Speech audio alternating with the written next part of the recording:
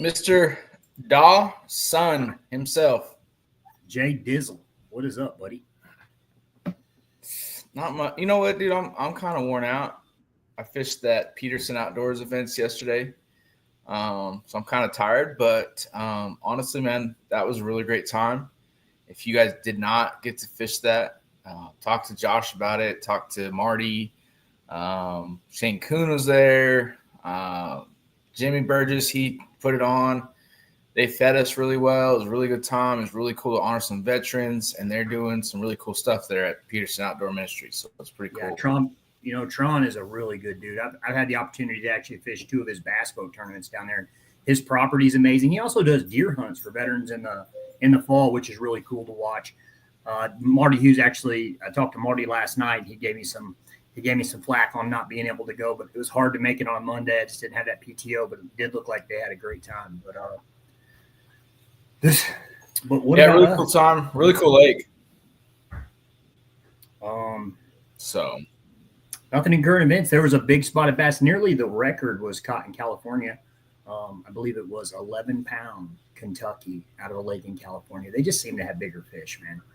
It was a pretty cool fish, but I don't know there'll be any 11-pound spots getting caught this weekend. But I do know Mark Twain Lake is showing out. Mark Twain has historically been a fishery that has a lot of dead water, has a lot of decent water if you can find the fish. You can spend hours and not catch any fish. It's not like one of them lakes where you can just go put up a small limit.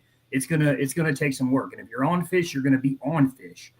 And I'm excited for this event. We got some guys in the top 20 that are sitting at a 0. They got a 0 to drop, which means they have a lot of points to actually come up with that. I know Richie is looking to make some noise up there. It's going to be really exciting to see what he does. He's came on really strong in the last part of the season, so I'm excited. It's going to be a great event. It is, and we're going to talk to Noah. We're going to bring Noah Witten on with Vitality. Let me make sure I get this right. Vitality Spine and Sport. He's actually the title sponsor for the Mark Twain event. We're going to talk to him, but we're also going to bring on Zach Bray and talk to him about the River Championship. I know it came down to the last event for him to take home AOY as well. So let's get these guys in here. That was like a bare knuckle. That was like a bare knuckle match. Tyler, Tyler wanted that, man. And Tyler worked for that. It came down to, it came down to the wire. So it's that was bittersweet. I worked pretty hard too. Yeah, come on, Trey, give him some credit. Damn. Yeah, come on. It wasn't all luck. Shout out to Tyler. We're talking to the champion. Yeah, he put his work in. I put a shout out to my boy. Man, Tyler's hard to beat, man. I was worried the entire time. I mean, which Josh mentioned it earlier. I caught that fish at 5:58. So with less than 2 minutes left, that's how hard it is to beat Tyler. So. Yeah, I mean that's pretty wild. Tyler's a good buddy of mine, and he said he caught over 100 fish, I think, on a buzzbait that day, and just you found the right ones, and it looks like you did pretty much all year, which is great. Congrats to you. That's phenomenal. Anytime you beat anybody in AOI and you get AOI, that's obviously something to be pretty proud about. But and Zach, I want to say Tyler anywhere is pretty good, I think. To look at your history, you came on really strong this year. Like I don't know that you've had very many events where you've ever even gotten over 80. And this year you just came out swinging, bro. Was there something that changed in the off season? Did you just what work did you put in to be able to make this year as successful as you did? Well, so mainly the reason I even do tournaments is so I can give my wife a schedule and be like, hey, these days don't bother me. Like I'm fishing. Yeah, that's same for me. Yeah. Same for me. I use a lot of it. Like, I think I've been doing them since 19 or 20. I've been doing kayak tournaments, something like that. And I usually use them just as a day to go fishing and explore. And part of the reason is I've done enough exploring. It's like, well, these are the places I need to go. And I did get a new boat. That helps a lot. That does help.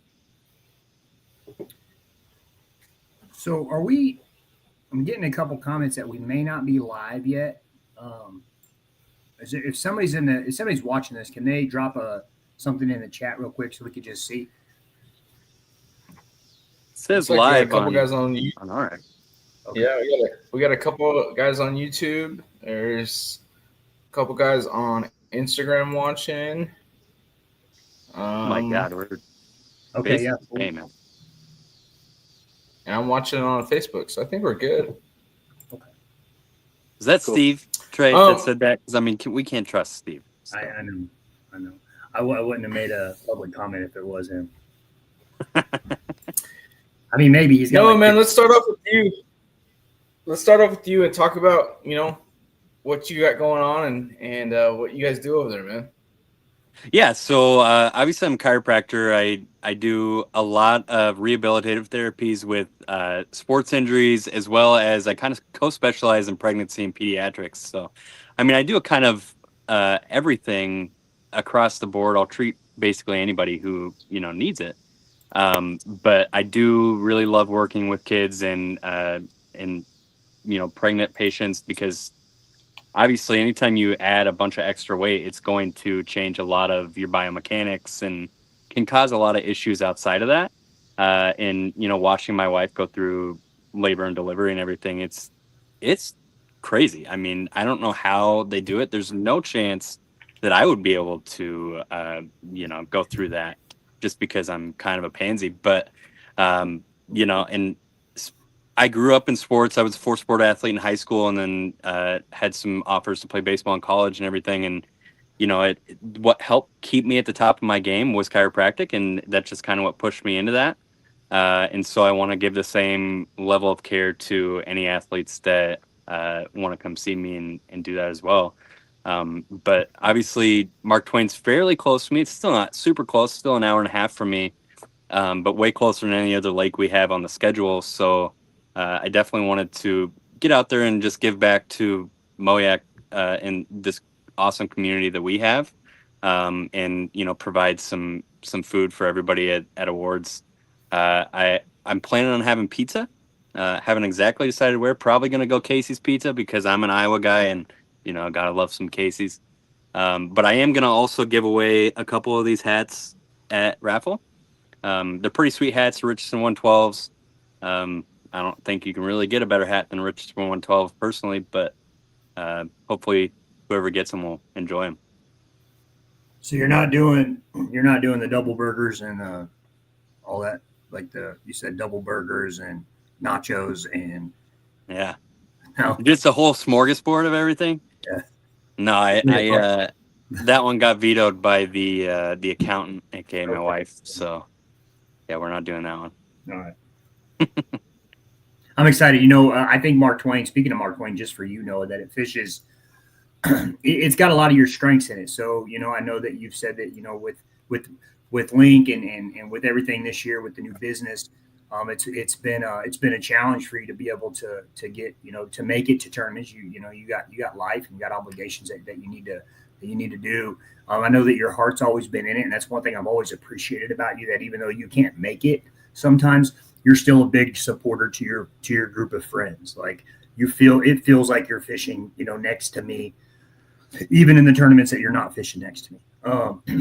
Which I would advise if any of you guys don't fish an area with Noah, because if you plan on fishing an area, you will fish that area 15 times before you can make it around that area once, maybe twice. But anyways, I think Mark Twain fishes to your strengths. Everybody knows you're a big crankbait guy. It's got a lot of rock, and I don't know. I think that if this is an event that you can really show out at, this is going to be your event. So, and I think you're going in with no pressure, and I think that makes it a little bit fun. And as you told me a few days ago, this was an event for you just to be able to go have fun. So, yeah, absolutely. I mean, obviously, it's been kind of a down year for me, coming off of a pretty awesome first year. Obviously, won Rookie of the Year last year, never fishing any of these lakes before.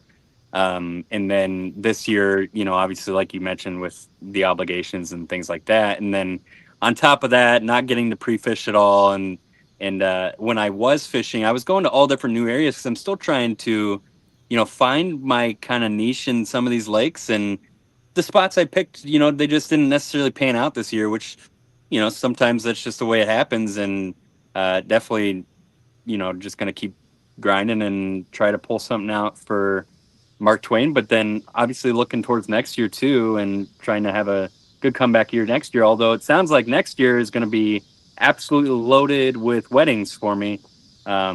Obviously, we got a couple here in the Moyak family, but then I have a couple back up in Iowa still too. That it might. I mean, I might be able to only fish a couple tournaments next year too. So we'll see.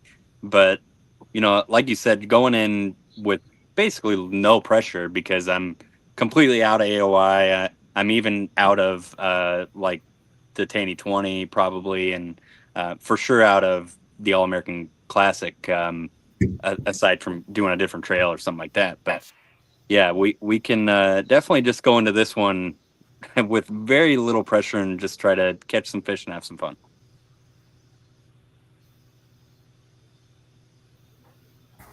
I've heard rumors that Mark Twain is like Truman.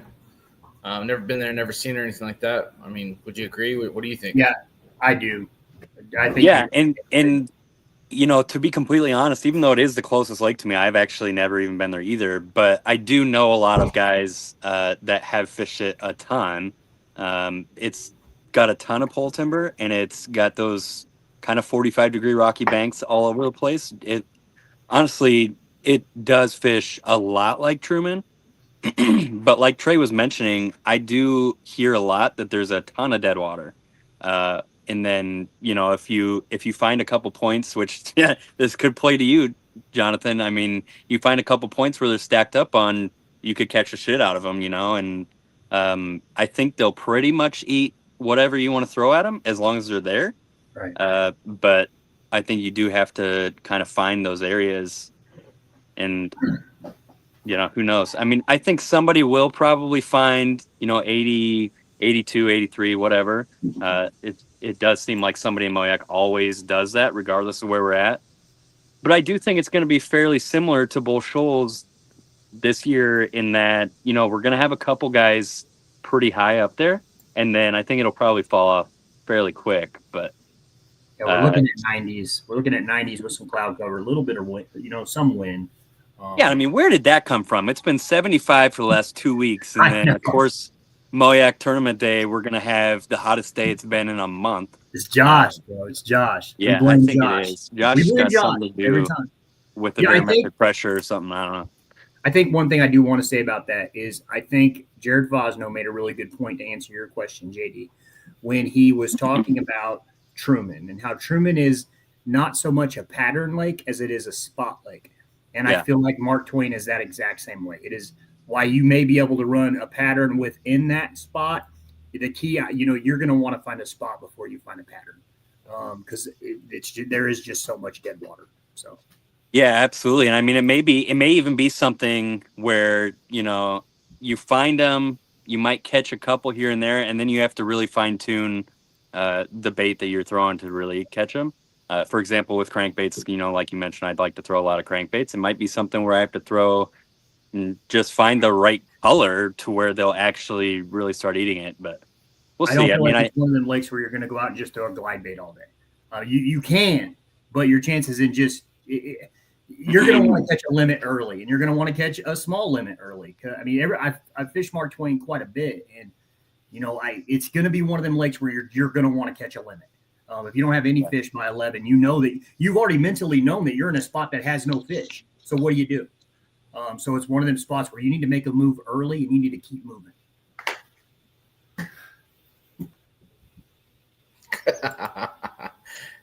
I knew he was gonna say. You knew I was talking about him. He knew I was talking about him. I knew he was waiting, boy. He was like this. I know, Tyler. I know. That's why I don't care if you ever fish a spot with me, Tyler, because you know what I mean. You always gonna be throwing a glide bait. I clean right behind you with a wacky or something, and won't catch nothing. Zach, you ever been to the Mark Twain? I don't even know where that is, to be honest. We're part of the world. It's Missouri. I know that. Hannibal. Oh yeah, I've worked up there and been around it. I don't think I've ever fished it. I fished a lot of different lakes, a lot of the little bitty ones that you can't really do anything but with a kayak that we don't really ever hit, but not ever Mark Twain. Yeah, there's a surprising amount of nice little small lakes all across northern Missouri, from the Illinois border all the way over to the Kansas border. I mean, for some reason, up in that northern third of Missouri, there's all kinds of those lakes. And I mean, I know a couple of the tournament trails in Missouri go to that Mazingo, and it looks like that one has some really quality fish. I know there's a couple other ones all across kind of north central and northeast Missouri that are pretty sweet too, but I haven't gotten a chance to fish a whole lot of them either. But I think, and I'm glad a lot of our focus is on the southern lakes of Missouri, and that's kind of really all I want to talk about at this time on this podcast. Yeah, I mean, the thing is, you just can't really have tournaments on a lot of those lakes because they're all so small. But that's why we have Taneycomo. You know, we have a lake that can produce a ton of fish and a ton of big fish. And then we have all these other lakes that we go to that we can catch a lot of fish, but they may not necessarily be huge. And then we can find some quality ones, you know, to go along with it. All right. So, Noah, with us really highlighting you as a sponsor, before I switch it over to Zach, is there anything you would like any sponsors you want to give a shout out to? Yeah, I mean, I am heavily supported by a lot of great companies and friends and groups that I work with. Dobbins has been a huge supporter of me for 5+ years. I mean, I do a lot for Dobbins. I'm the admin on the Dobbins community Facebook page, which has like 25,000 people in it now. And then I actually just picked up a new sponsor through Dobbins with Seagar, who I've been using Seagar Fishing Line forever. And just by happenstance, I kind of ran into their assistant director of marketing, and you know, we kind of hit it off. So definitely super thankful to pick them up. I have always been using Seagar. I don't really think there's a better fishing line out there as far as fluorocarbon goes for the most part. And yeah, I'm super thankful for them. I just moved over to Midwest Kayak Company. So James Spott's a phenomenal dude. And he does a lot of work with Eco actually too. So they kind of work hand in hand. I know a lot. So if you don't go with Eco, which obviously JD does a lot of good stuff, and that whole company, and they are huge supporters of all the trails. But if you want to go see something in person and you're close to that Cape area, hop in there. And then if he doesn't have it, he'll absolutely get it from Ecos. So, yeah, they're just a lot of good people to work with. So what I hear you saying is we're as in we are sponsored by Seagar now, and I appreciate that. Yeah, I'm going to be absolutely. I'm just going to be like spooling up main lines with just like Gold Label and Tatsu, and yeah, so it's cool. Yeah. I appreciate that, Noah, and it's your networking skills have paid off for both of us, my friend. Yeah, and honestly, it might be something where I could eventually get Seagar in Moyak as a sponsor too. In a lot of the brands I work with, we could absolutely try to figure out a way to get them in as at least a minor sponsor, but Amped Outdoors is a phenomenal company too, and they've been with me for a while. And I know they heavily support the kayak industry in general. I think they even give away some batteries and things at the Big Bass the Big Bass 250 with that Jonathan runs too, and yeah, they're a phenomenal company too. All right, thanks, Noah. Mm-hmm. All right, to the main star of the show, Zach. Zach, I got a couple questions to open up a little bit for you. Can you just tell us? We don't really hear about you, man. You don't fish a lot of the lakes. You're in the river. You're kind of a silent assassin, man. It's like I looked at the leaderboard and I was honestly like, who is this guy? And your numbers are something that makes someone says that. Who is this guy? What does he do? So tell us a little bit about you, man. Did you grow up on the river? Like, where'd you grow up at? What got you into fishing? Just give us a timeline. Well,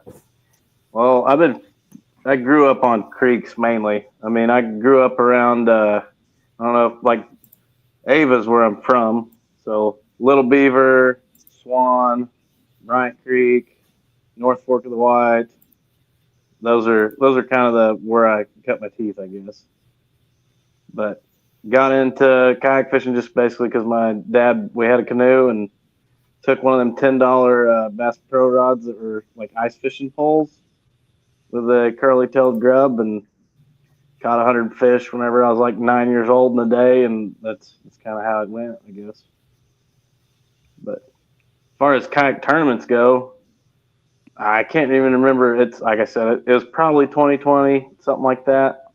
I was down on actually Elk River, and after work I fished. I railroad building or bridge and building work for the railroad, BNSF. I was after work on the Elk River, and I was just wade fishing, and these guys came up in these sweet kayaks. And I was like, man, those are nice. What are you guys doing here? And they're like, oh, we're pre-fishing for a tournament. And I was like, there's kayak tournaments? And they're like, yeah, just look up Moyak. And then got into that, and had a buddy that was like, well, I want to do the lakes. And I was like, I don't care about lakes, but if you'll do the river stuff with me, which Moyak at the time just had the one river tournament a year. It was like, you measured every fish you caught or something.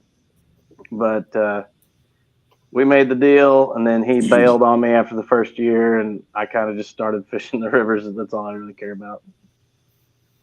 What's your biggest smallmouth? 23 quarters. Smallmouth that got away. Just what do you feel like you've had the potential to catch, or what is your biggest one? 20 3/4 is the biggest one I've ever had on a board. The biggest one I ever lost was, I think it was 26 and a half and 14 pounds. Where? I don't know. Do what? Oh, okay. That's what it was. Yeah, Okay, you got me back. No, he just got me back for that. Yeah. For that. I was like, we're in Canada or something. What's going on here? I never. Dude, I tell you what, though, a river smallie on an ice fishing rod would be absolutely insane, though. Oh, dude, it's fun. If you like, it's a great way for kids. I mean, like, literally, those little ice fishing rods were $10, and you could throw on a power bait grub and just murder. But you were only going to catch, you're catching 10 and 12 inches all day. So I get an opportunity to go with a couple friends on a smallmouth wading trip every year, and I've been doing it for maybe 3 or 4 years now. So I fished one river event this year. I got 2 questions for the river guys. So if you were doing a wading trip, if you were just wading and you were taking one rod with you, would you take a spinning rod or would you take a casting rod? And also, if you can only just really take one bait, you're fishing the river and need to catch some smallies, what are you taking? If I'm just trying to catch fish, I'm going to take a spinning rod and a nose hook fluke. If I'm trying to catch big fish, I'm going to take a bait caster and a glide bait. You said a what? Somebody just told me about this the other day. I probably shouldn't be showing this, but I got it tied on there, and that may be what you just said. That's pretty cool. Okay. Nose hook fluke, bud. You can tear them up. You're gonna have to fight through a lot of little fish to catch the big ones, but you can catch big ones on it. Okay. JD? Zach, tell us about Saturday, man. Tell us about your day. So I pre-fished a lot for this tournament, like even before we knew it was a Gasconade, because I just kind of the pattern of the championships. I was like, this is probably going to be on the Gasconade. And I went all over the river. I went, I don't know how many miles I checked and put-ins I went to. And I went to one spot and caught a 19 3/4, and you'd think that's where I'd went for the tournament, but that was the only fish I caught that day, and I was like, that probably won't work. So I ended up went way upriver compared to probably most people. I think I didn't run to any other tournament guys, and I bit off a big chunk. I floated over 18 miles, because to me the Gasconade is just not I didn't feel like I could find a spot to catch 5 big fish. Like, it wasn't like, oh, this 5-mile stretch, here they are. So I felt like I had to cover a lot of water. And I could have cut off 5 miles of that because I didn't catch anything worth measuring for the first 5 miles, and there's another put in. So kind of felt dumb, but kind of found my groove, caught a 14 and a half that ended up in my limit. And I thought, well, if I if I can call this on, I think I can win. I didn't end up calling it, but I guess it worked out. But after I caught that fish, I got to a spot that I'd pre-fished and it was pretty good. And I caught 2 17s back to back. That was probably 10 o'clock. And then I hit a pretty big dry spell just catching dinks all day. I mean, I don't know. I didn't catch a smallmouth in between 13 and 17 inches. Everything was either 17 plus or smaller than 13. Like, I don't know what was up with that, but it was odd to me. I guess part of it's probably what I was using. But so I caught a 17 3/4 at round 3, and I realized that I am way behind on like trying to get to the my takeout. And I was like, man, I don't really know what to do. I need to just cover water and hurry. So put on a whopper plopper and just started burning water and just chucking and winding.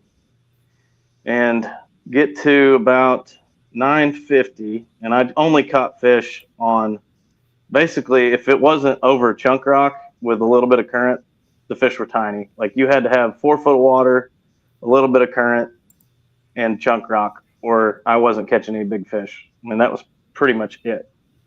And so I was like, I'm going to go as fast as I can and not fish at all until I get to the next spot that looks like that. And at 5:55, I rolled up to a spot that looked good, cast in there, caught a dink, tried to get it off the hooks as quick as I could, and then chuck the whopper plopper in there, and I could tell by the sound. I was like, that's a good one. Get it close, and sure enough, it was. And I'll tell you, trying to get the hooks out of a fish's mouth with less than 2 minutes to go, I mean, I got an Apple Watch on. I can see the time as I'm trying to get these hooks out. I'm like, oh my gosh, this fish, there's no way I'm going to get this done. It's going to be a mess. And ended up, the fish behaved, and it worked out. But then I was in a hurry. My phone was almost dead. I ended up kicking it into the water. And so I get back, and I can't charge my phone. I have no service because there's water in the charging port, 0 service. And I'm freaking out. I was like, this may not be enough. I may not have caught enough inches to win this, but sure enough, if I don't submit them, it would have been, you know. But everything worked out, and got it by the skin of my teeth on the AOI, I guess. Zach, do you motor every tournament, or no? Do you have somebody shuttle you? This was a shuttle deal. I had my mother-in-law and sister-in-law actually shuttled me this one. There you go. That's the way to do it. It's free. Oh yeah, it was nice. Which where I was at, there's not many options. But no, I mix it up. I mean, 2 tournaments. I got a motor on the kayak I used for this the championship, but the other 2 tournaments I won, I just did out of. I got a little inflatable that I took out just because I was in skinny stuff, and I especially as low as the water is and as clear it's good to be quiet sometimes. Mm-hmm. I love how you said like water. Everybody's talking at once. I missed something. Go ahead, JD. Go ahead. Looking at your photos, it looks like you used an inflatable for this tournament. Yeah, I've actually got 2 inflatables. Both my main tournament kayaks are inflatables. I got an Osprey that I got motorized, and then I've got the NRS Cuda that just kind of a throw and go. I keep it in my car and use it after work any chance I get. Huh, that's pretty cool. What advantages are you seeing like on the river with those? Like, I mean, do you feel like you're better than a conventional kayak or what? So with the NRS Cuda, it weighs like I don't even know. It doesn't weigh 30 pounds. I mean, I can take 2 or 3 rods and a tackle box, and I can carry that thing a half mile to a put in nobody else is going to use, and I can float over. Like I'm not gonna, if there's any water there, you don't drag. So it's just real quiet, real subtle, and just the mobility of it it's really easy. Because before I had it, I was almost solely fishing out of an SS 127, which they're kind of a barge on a shallow river. So it was kind of tough, but I got that inflatable, and it really helped cover more water. And then, like I said, for the osprey, if you run out of water and you have to drag that thing, it's heavy. It sucks, and it grips the rocks. It's terrible to drag. But if you've got enough water to motor, and you're in a river where you need to motor, to like just covering water is a really big deal on a Gasconator. I thought it was to me anyway. Like I didn't think there was any 5 or 8 mile stretch where I was gonna just catch all the fish I needed to win. It's pretty cool, man. Yeah, it is. What's your plan for next year? You plan on fishing all the river series next year? Like, what's the outlook look for you? You plan on opening lakes or? So I haven't even looked at the rules for the lakes in a long time. I just you can't get out of your kayak on a lake tournament still, right? Just to pee. Yeah, well, I'd have to be peeing a lot and dragging it over stuff if I wanted to fish them. I'd be trying to. I don't think it's for me. I've done them before, and I mean, I know how to fish the lakes, but I don't think it's just I don't enjoy it as much. I'll definitely do all the river series if I can. I mean, that's my goal every year is to fish all of them. Which this is the first year I got to fish every one. And some of these, man, you can treat them like the river. Like you can get to those, skinny water places where guys aren't going to. You probably know Jake. You probably know Jake Hepner. Like even like. I mean, Jake were partners on a couple of tournaments. Yeah. Yeah, he's always looking for stupid skinny water, where people aren't going to, where they're not taking their, PWR, their Hobie, or their Old Town, So you can still do that. That'd be kind of cool. I'm gonna go ahead and bring this up just because it's funny. The tournament we had this year, where it was like flooded everywhere, the second river tournament of the year. I had a funeral that day that I had to go to, so I'm trying to watch river gauges, but I'm at a funeral, I can't. So me and Jake have been kind of messaging. He's like, "Hey, I got a spot we can go to. It's 5 hours from your house, but I think there's going to be some fish there."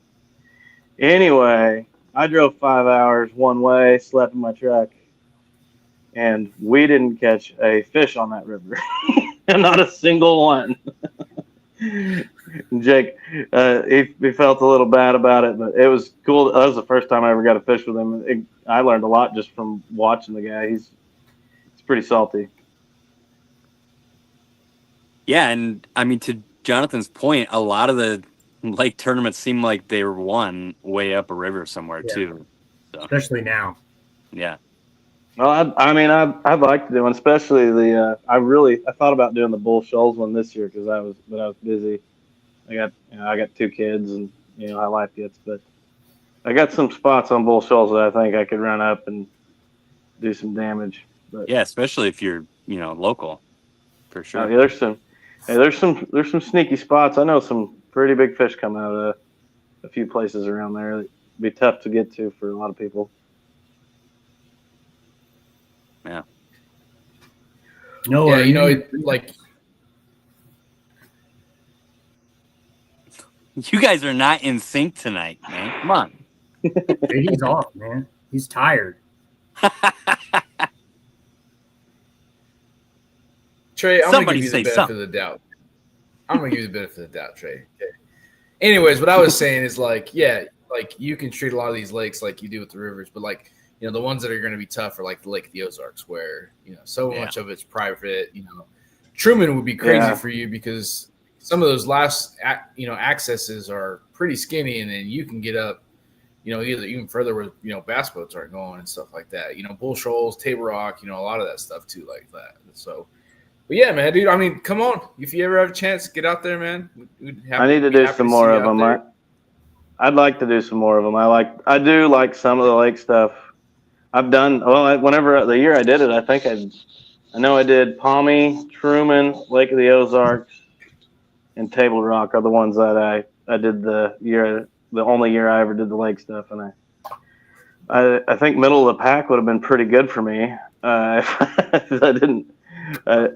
I caught Table Rock. It was one of those deals where it was flooded, and that one almost broke me. It was I lost so many fish in like treetops. Like the water was up so high, I was catching fish in like the tops of trees, and I'd throw I was flipping something in there, and you just get wadded up. And I had a fish that I could see was like 8 foot below me, and I swear it was probably the biggest fish I've ever actually hooked. And I could just see it belly rolling with my line wrapped around it. And I was like, man, I don't really. This is killing me.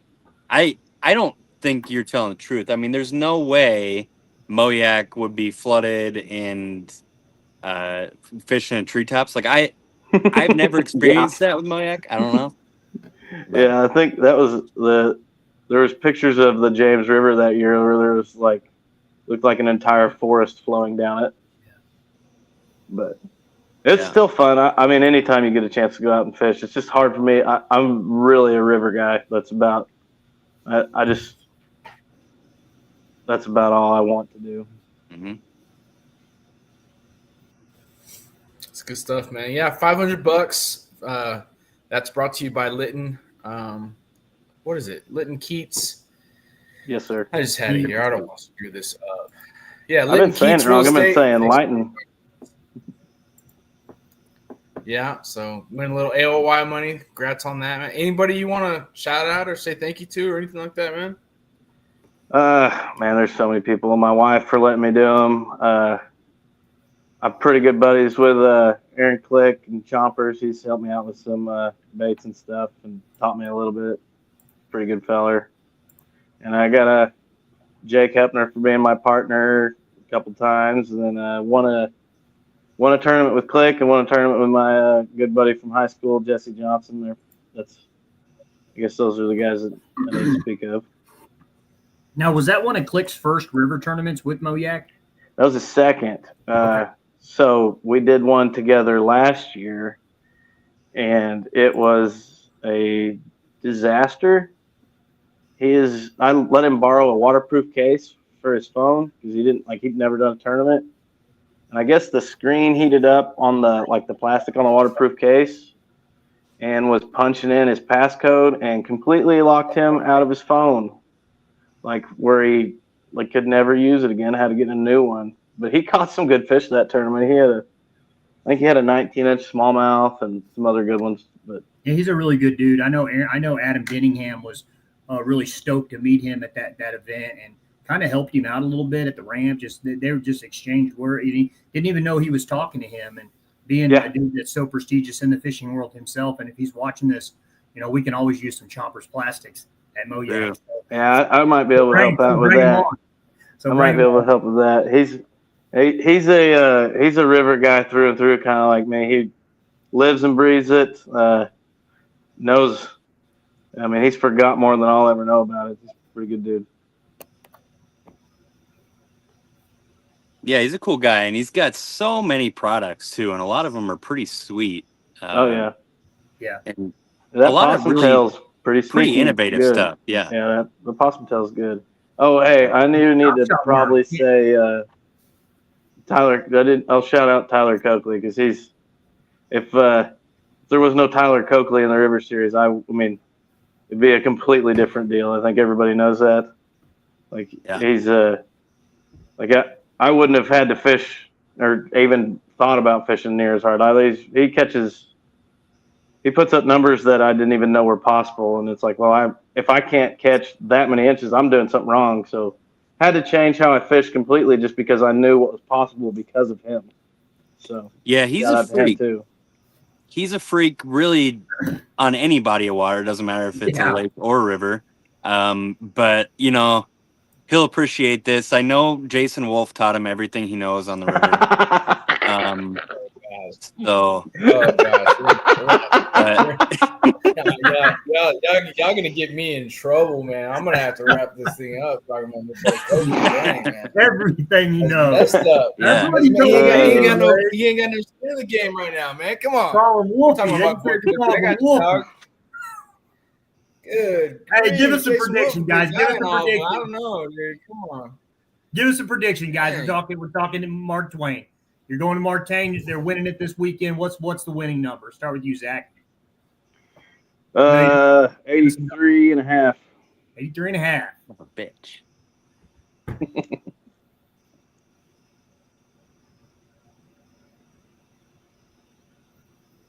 No. Well, I was Interesting. also going to say 83.5, but I Okay, think I'll go low over 80s under then. somewhere. I think 82.75 is going to win it. All right. I'm winning my first Moyak event on Mark Twain Lake with 84 and a quarter. All right. That's what it is. Yeah. 84 and a quarter, man. All right, JD, what do you got? I'm saying 78. I'm gonna take that low one. I'm saying Yeah, it's I gonna be think a it's rough day. certainly. Yeah. It's gonna be weird weather. It's gonna be nice, bluebird skies. It's gonna be 78. Takes it. I think those are all well within the range of outcomes. We need Josh to get on here and tell us it's going to be 96 because it always seems like he overestimates by about 15 and a half inches. But yeah, I think it definitely, and it's so crazy because Mark Twain in the spring puts out absolute mega bags. So I don't know where the fish go, honestly, but it definitely does drop off big time in the fall from what I hear. But I think definitely high 70s, low 80s could take it.